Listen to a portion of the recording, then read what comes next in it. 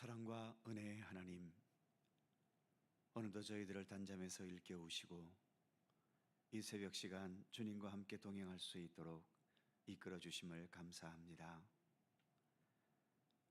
우리가 육신적으로 여러 양식을 먹으며 살아가듯 오늘도 우리는 주님 주신 생명의 양식을 먹으며 살아가는 주님의 백성들 아닙니까? 항상 우리에게 변함없는 생명의 양식을, 말씀을 통하여, 예수 그리스도를 통하여 우리에게 허락하시는 하나님께 늘 감사하게 하시고, 또 그 감사와 겸손함으로 주님 주신 생명의 양식을 더 풍족히 먹게 하시며, 그래서 더 건강하고 올바른 하나님의 사람으로, 주님의 백성으로 바르게 성장하며 자라갈 수 있도록 이끄시기를 원하옵고 기도합니다.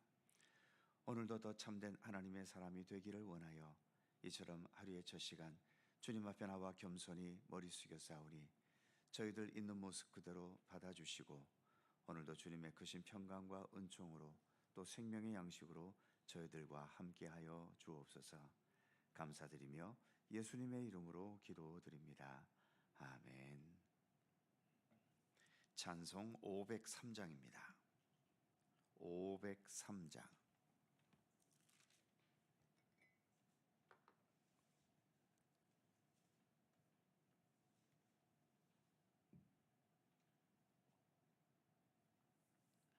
503장 함께 찬송합니다.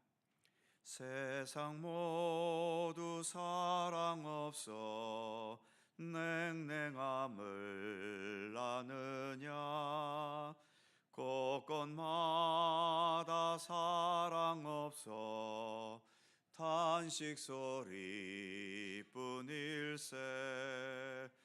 악을 선케 만들고 모든 소망 이루는 사랑 얻기 위하여 저들 노래 참았네. 사랑 없는 까닭에, 사랑 없는 까닭에 사랑 얻기 위하여 저들 노래 참았네. 곳곳마다 범민함은 사랑 없는 연고요. 측은하게 손을 펴고 사랑받기 원하네. 어떤 이는 고통과 근심 걱정 많으니 사랑 없는 까닭에 저들 실망하도다. 사랑 없는 까닭에, 사랑 없는 까닭에, 사랑 없는 까닭에 저들 실망하도다. 어떤 사람 우상 앞에 복을 빌고 있으며, 어떤 사람 자연 앞에 사랑 요구하도다. 먼저 믿는 사람들 예수 사랑 가지고 나타내지 않으면 저들 실망하겠네. 예수 사랑 가지고, 예수 사랑 가지고 나타내지 않으면 저들 실망하겠네. 당하겠네. 기갈 중에 있는 영혼 사랑받기 원하며 아이들도 소리 질러 사랑받기 원하네. 저들 소리 들을 때 가서 도와줍시다. 만민 중에 나가서 예수 사랑 전하세. 예수 사랑 전하세. 예수 사랑 전하세. 만민 중에 나가서 예수 사랑 전하세.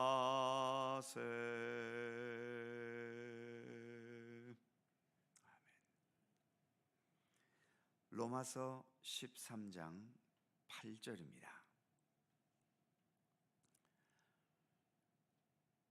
신약성경 257면 로마서 13장 8절에서 10절까지의 말씀입니다.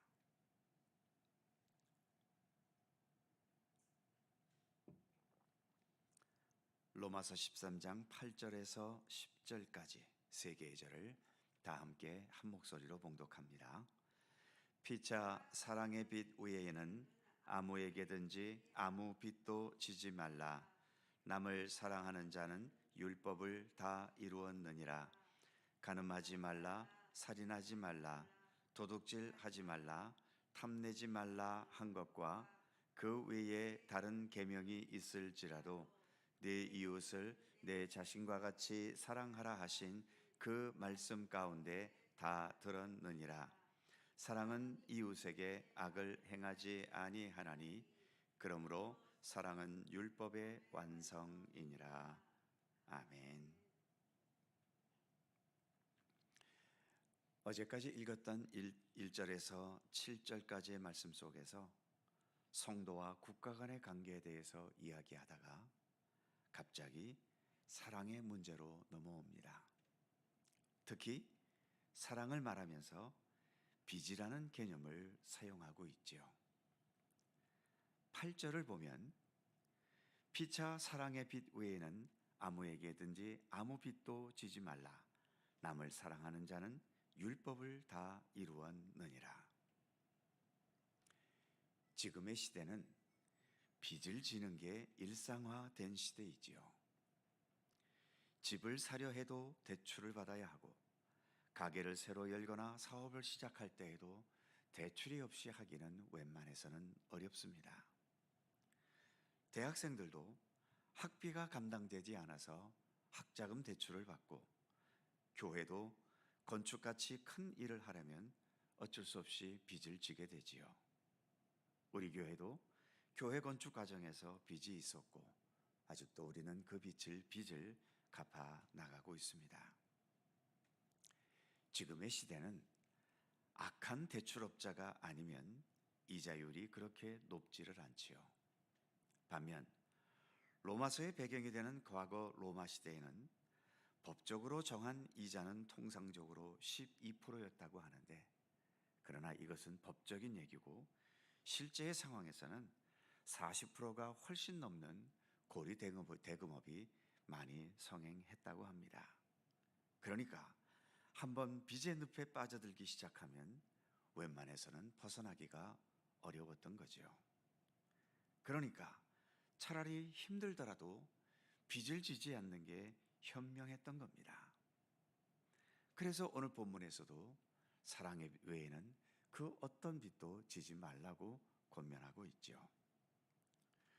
오늘 본문 앞부분 6절과 7절에서 국가에 대해 세금 바치는 문제도 언급했고 권력자들에 대해 마땅히 표현해야 할 존경에 대해서도 말했는데, 이 역시 뒤로 미루면서 빚이 되게 하지 말고 세금 낼 것은 세금 내고 권력자들에게 돌려야 할 존경도 마땅히 돌리라고 권면했던 거지요. 지금 이 시대는 아까도 말씀드린 것처럼 빚이 일상화되어 버린 시대입니다만, 그럼에도 꼭 필요한 게 아니면 가능한 한 빚을 지지 않는 것이 내 삶을 더 얽매이지 않게 할 수 있지요. 나라와 국가를 향해서도 국민으로서 마땅히 감당해야 하고 책임져야 할 것도 뒤로 미루면서 빚이 되게 하지 말라고 본문은 말씀하고 있는 겁니다. 반면에 8절 첫 부분에서처럼 사랑의 빚은 져도 된다고 말씀합니다.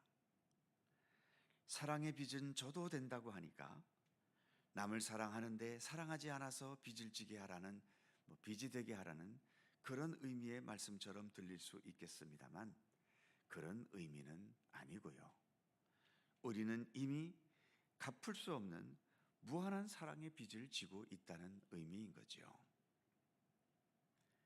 무엇보다 하나님의 사랑, 예수 그리스도를 통해 나타난 십자가에서의 대속의 은총과 은혜, 거기에 담긴 무한한 갚을 수 없는 큰 사랑, 우리는 항상 이 사랑에 빚을 지고 있는 사람들입니다.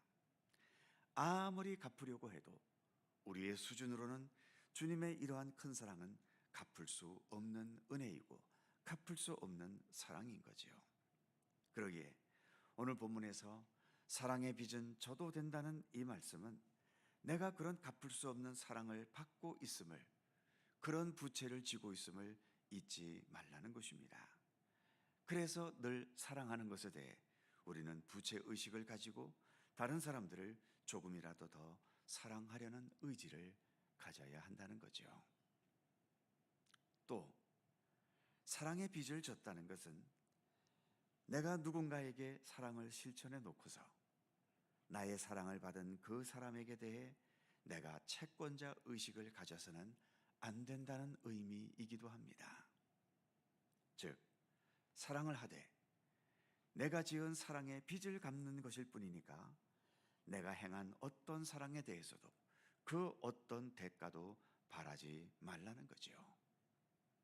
거저 받았으니 거저 주라는 말씀도 있지 않습니까? 사랑이라는 것은 그냥 사랑하는 것으로 끝내라는 것입니다. 거기에 다른 어떤 조건, 다른 어떤 대가를 바라는 것 다 버리라고 하는 거죠.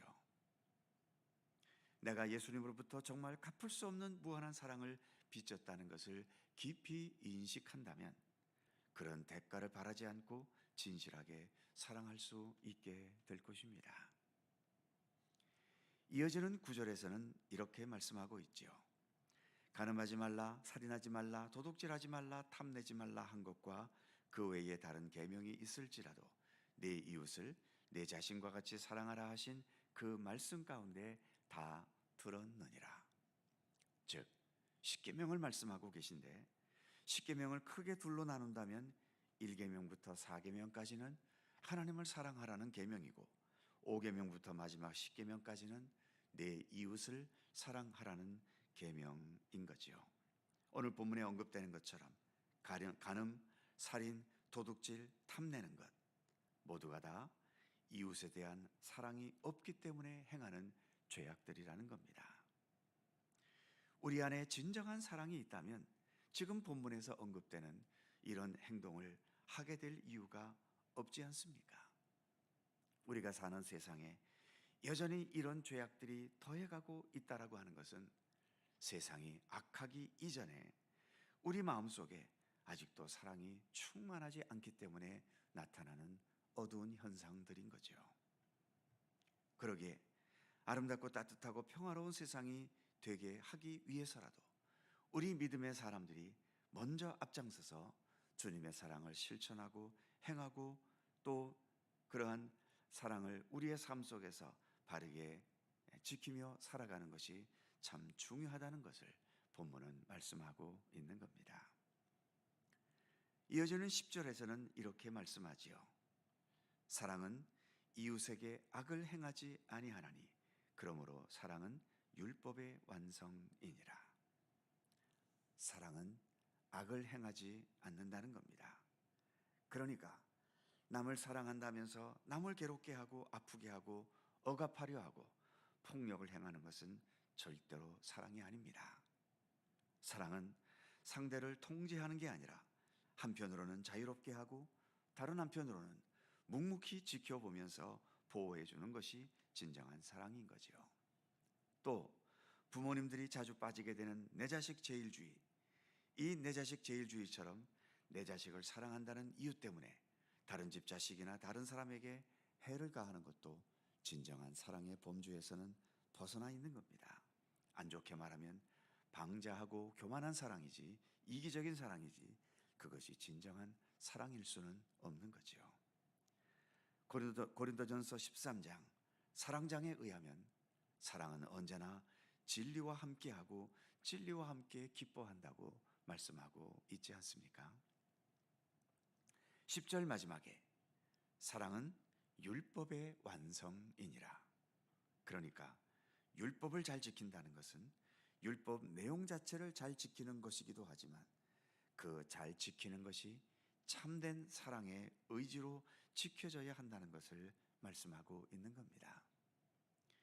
예수님 당시 바리새인들 같은 경우를 보면 그들이야말로 그 시대에 가장 율법을 잘 지켰던 자들 아닙니까? 그러나 거기에 다른 사람을 향한 진정한 사랑은 없었고 내가 율법을 잘 지킨다는 것을 과시하려는 자기 욕망이 더 앞서 있었지요. 예수님은 이러한 바리새인들을 향해 외식하는 자들이라고 날카롭게 비판하며 지적하셨던 겁니다. 그래서 예수를 믿는다는 것은 예수님이 나와 이 세상을 사랑하신 것을 더 깊이 깨달아 가는 것이고, 그래서 나도 예수님의 사랑을 마음속에 지니면서 그 사랑에 합당하게 살아가려는 것이라 해도 그렇게 틀린 말은 아닐 것입니다. 늘 주님의 사랑과 함께 살아가는, 그래서 우리의 삶 속에서도 참된 사랑의 아름다움들을 언제나 나타낼 수 있는 그런 진실한 그리스도인으로 살아가게 되기를 간절히 소망합니다. 기도하겠습니다. 거룩하신 하나님, 늘 우리에게 베푸시는 주님의 그 크신 사랑과 은혜에 감사드립니다. 우리는 언제나 이러한 주님의 사랑에 빚을 지고 있는 자들 아닙니까? 그러기에 우리가 누군가에게 사랑을 해도 그것은 내가 위대한 일을 한 것이 아니라 마땅히 해야 될 것을 행한 것임을 늘 잊지 않게 하여 주옵소서. 내가 누군가의 선행을 행했다면 그것은 주님으로부터 진 이 사랑의 빚을 갚는 것일 뿐이지 내가 그 선행 때문에 누구보다도 더 훌륭하고 위대한 자가 된 것은 아니라는 것을 항상 깨닫게 하여 주옵소서. 어떠한 믿음의 삶을 살아가든 그래서 그 바탕에 하나님을 향한 진정한 감사가 있게 하시고 하나님의 은총과 사랑에 대해 늘 기뻐하며 찬양하는 것이 있게 하여 주시고, 또 그만큼 나는 아무것도 아니라는 겸손함이 그 바탕 속에 있게 하셔서 주님을 향한 우리의 참된 믿음의 모습 속에 이처럼 하나님을 향한 감사와 서로를 향한 늘 겸손한 태도를 항상 잊지 않는, 그래서 더 아름답고 진실한 그리스도인으로 날마다 온전히 세워져 갈 수 있도록 우리 가운데 함께 하시기를 원하옵고 기도합니다. 오늘도 새날을 우리에게 주셔서 감사합니다. 말씀과 더불어 오늘도 하루를 시작하오니 주님의 사랑과 은총의 손길, 평강과 또 사랑의 손길로 우리와 동행하여 주시고 우리의 삶을 붙드시고 지켜주시기를 원하옵고 기도합니다. 오늘도 간절한 우리들의 기도의 제목 하나님 더욱더 잘 아시오니 오늘도 간구하는 모든 것 하나하나 주님 일일이 기억하시고 오직 주님의 손길 가운데 응답되고 이루어지도록 함께해 주옵소서. 오늘도 육신의 질고와 마음의 고통과 또 삶의 여러 가지 이유로 힘들고 아프고 염려되고 두려워하는 모든 것들 하나하나 우리 주님 굽어 살펴 주시고 함께해 주셔서 주님의 치유와 또 모든 것을 강건케 하시는 은총과 은혜를 힘입게 하셔서 그 어떤 상황에서도 항상 더 믿음의 굳건한 의지로 하나님께 영광이 되며 그 어떤 일들을 통해서든지 하나님의 선하신 뜻을 온전히 세워나가는 우리들의 믿음의 삶이 될 수 있도록 우리 하나님 함께해 주시옵소서.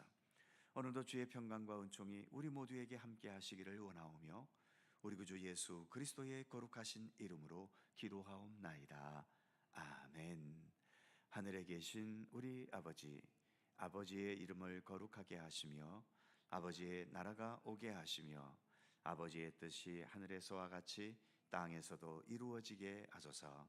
오늘 우리에게 일용할 양식을 주시고 우리가 우리에게 잘못한 사람을 용서하여 준 것 같이 우리 죄를 용서하여 주시고 우리를 시험에 빠지지 않게 하시고 악에서 구하소서.